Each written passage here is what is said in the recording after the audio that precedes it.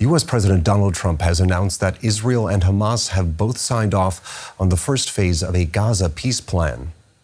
Trump said the two sides had reached a deal on a ceasefire in Gaza and the release of Israeli hostages under his plan for ending the two-year-old war in the Palestinian enclave.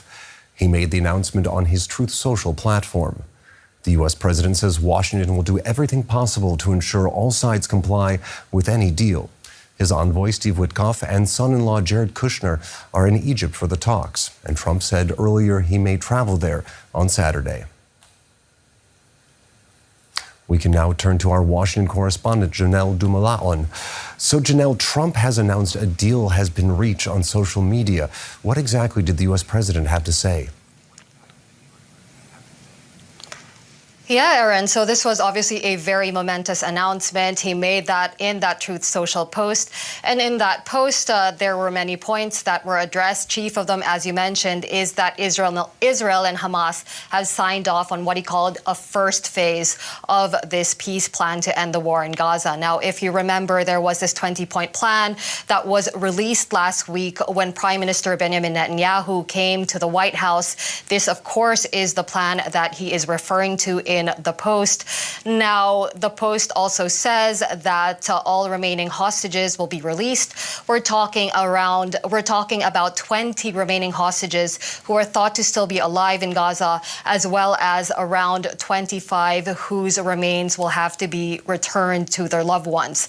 Now, there is this other part of the deal. These hostages are also supposed to be released in exchange for the release of 250 Palestinian prisoners, as well as 70 to 100 Gazans jailed during the course of the war, but we are less clear on when that part of the exchange is happening. Another point that was mentioned in the post was that the Israeli troops will withdraw to an agreed upon line.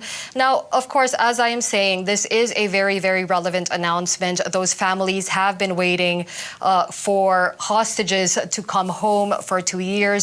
But of course, this is just the beginning of a very complicated process. That Truth Social post, of course, did not mention whether Hamas is agreeing to disarm, whether Hamas is agreeing to surrender any role in the future governance of Gaza. But even if this is the beginning, it is a very welcome development if those hostages are indeed released and if the bombardment on Gaza is stopped. Of course, the bombardment would have to stop in order for those hostages to be released safely.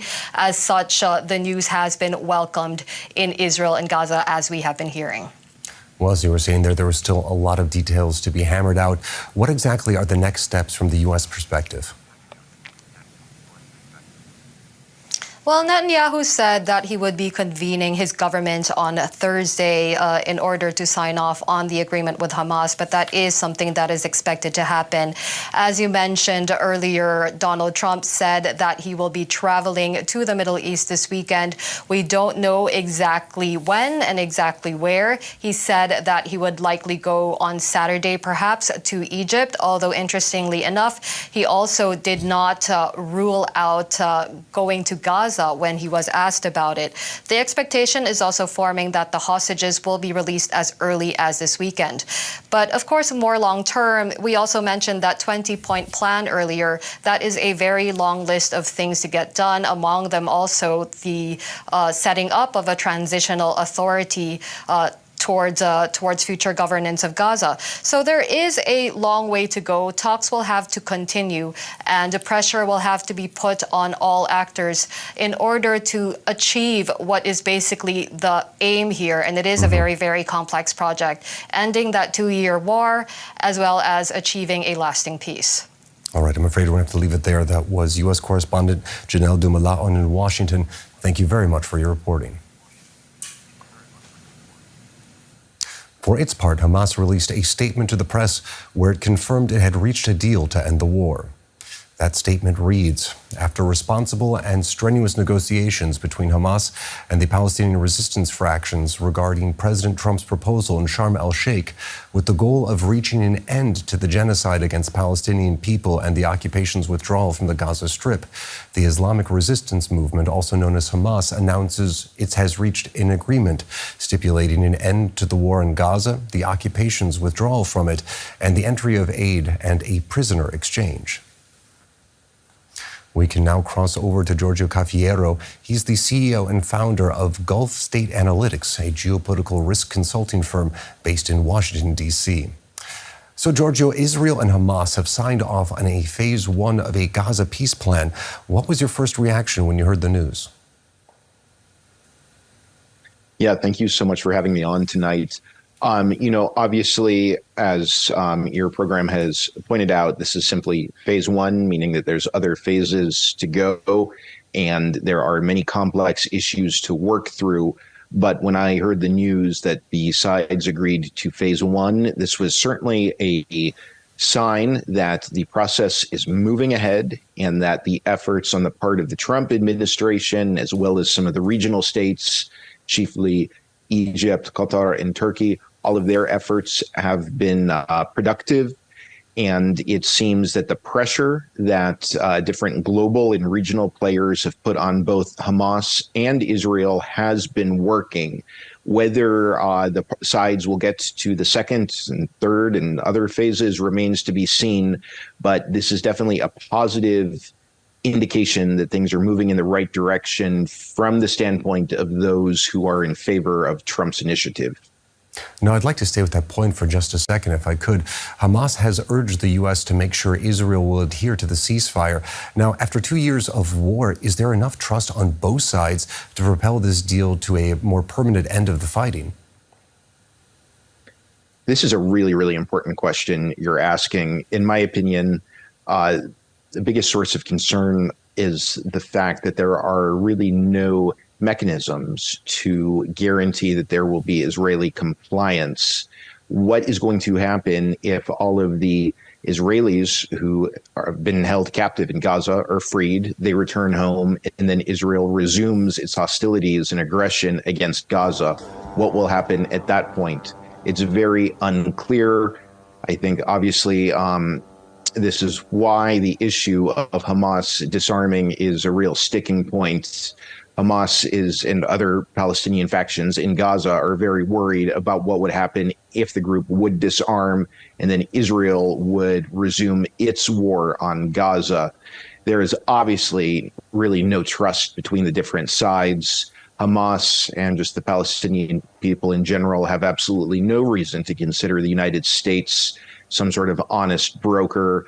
We also saw what happened after Hezbollah and Israel entered into a ceasefire 11 months ago. And also we saw what happened when the United States and Iran were engaged in nuclear talks earlier this year. Actors in the region do not believe that the American-Israeli alliance necessarily negotiates with their adversaries in good faith. So there's really not a lot of trust. But this is where countries such as Qatar, Turkey, and Egypt, I think, have really important roles to play in terms of serving as diplomatic bridges between the different sides. Now, if I'm understanding you correctly, you are also quite reticent about the long-term prospects of this deal. So do you think both sides are actually interested in a lasting peace, or could this be some type of delaying tactic before we see future fighting? It's a great question. I think that there are obviously aims that the Netanyahu government has in terms of its greater Israel agenda, and I don't think that those aims are going to simply go away just because of this development, this diplomatic breakthrough that took place just now in Egypt. I am worried that this might just sort of be a moment in which the hostilities are paused. We also, of course, saw what happened with the ceasefire that went into effect in January but collapsed in March. I don't think anyone in Gaza forgot how that happened. So to be sure, this is good news that the hostilities will at least pause. Very, very good to see prisoners, hostages returned home and to see humanitarian aid coming into Gaza. Don't get me wrong, this is very, very positive. but what's going to happen later as the next phases are being negotiated. So many unknown variables, a lot can go sideways. Now, as we move along this 20-point plan, where do you see the major sticking points as we move through phase one into phase two? Well, I think obviously a huge sticking point has to do with post-conflict governance in Gaza. What is the role, if any, that Hamas is going to be able to play in terms of governance of the enclave? Also, when we talk about the group disarming, where are these weapons going to go to? Also, what will be the sequencing of the Israeli withdrawal from Gaza? These issues are rather complicated. It's going to probably take quite a bit of time for the parties to work through these issues. Certainly no guarantee that they're going to successfully do so. Just because phase one, we got in through phase one does not mean that the other phases will be easy. Again, this is a positive development in many ways, but the road ahead will certainly be shaped by many obstacles. And I don't think it will be impossible for the two sides to overcome them. But again, this is going to be a rather complicated process. And as you pointed out, there is a real lack of trust between the two sides. And it's really difficult to ignore the fact that this lack of trust is going to be very problematic here. Okay, it appears we have a long road ahead of us. That was Giorgio Cafiero, CEO and founder of Gulf State Analytics. Thank you very much for your analysis. Thank you. And just moments after U.S. President Trump announced the Gaza ceasefire deal on Truth Social, I spoke to Aaron David Miller, senior fellow at the Carnegie Endowment for International Peace think tank. I asked him what the next steps could be. In 48 hours, perhaps longer, depending on how long it takes Hamas to gather the remains of those hostages that are longer living, the Israeli deployment to a redeployment to a line within Gaza. This is going to be a complicated